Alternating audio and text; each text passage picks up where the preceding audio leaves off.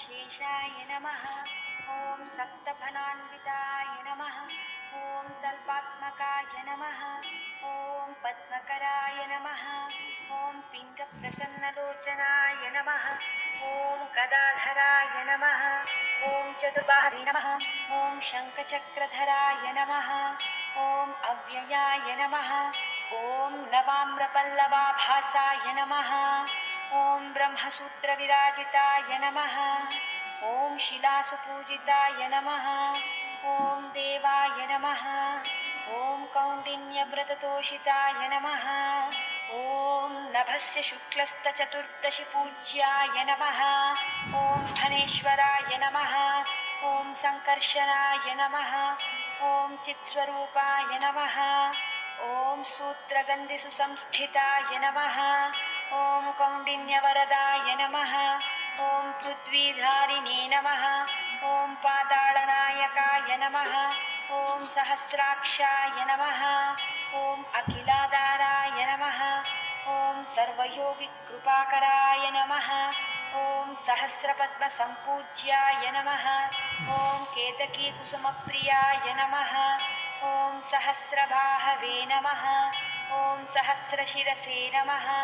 ॐ श्रितजनप्रियाय नमः। ॐ भक्तदुःखहराय नमः। ॐ श्रीमते नमः। ॐ भवसागरतारकाय नमः। ॐ यमुनातीरसदृष्टाय नमः। ॐ सर्वनागेन्द्रवन्दिताय नमः। ॐ यमुनाराध्यपादाब्जाय नमः। ॐ युधिष्ठिरसुपूजिताय नमः। ॐ ध्येयाय नमः। ॐ विष्णुपर्यङ्काय नमः। ॐ चक्षुश्रवणवल्लभाय नमः। ॐ सर्वकामप्रदाय नमः। ॐ सेव्याय नमः। ॐ भीमसेनामृतप्रदाय नमः। ॐ सुरासुरेन्द्रसम्पूज्याय नमः।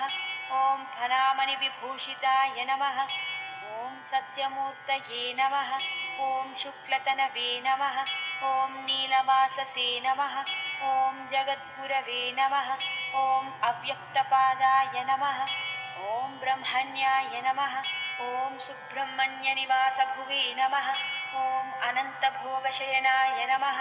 ॐ दिवाकरमुनीडिताय नमः। ॐ मधुकवृक्षसंस्थानाय नमः। ॐ दिवाकरवरप्रदाय नमः। ॐ दक्षहस्तसदापूज्याय नमः। ॐ शिवलिङ्गनिवष्टधिये नमः। ॐ त्रिप्रतिहारसन्दृश्याय नमः। ॐ मुखदापिपदाम्बुजाय नमः। ॐ नृसिंहक्षेत्रनिलयाय नमः। ॐ दुर्गासमन्विताय नमः। ॐ मत्स्यतीर्थविहारिणे नमः। ॐ धर्माधर्मादिरूपवते नमः। ॐ महारोगायुधाय नमः। ॐ वार्धितिरस्थाय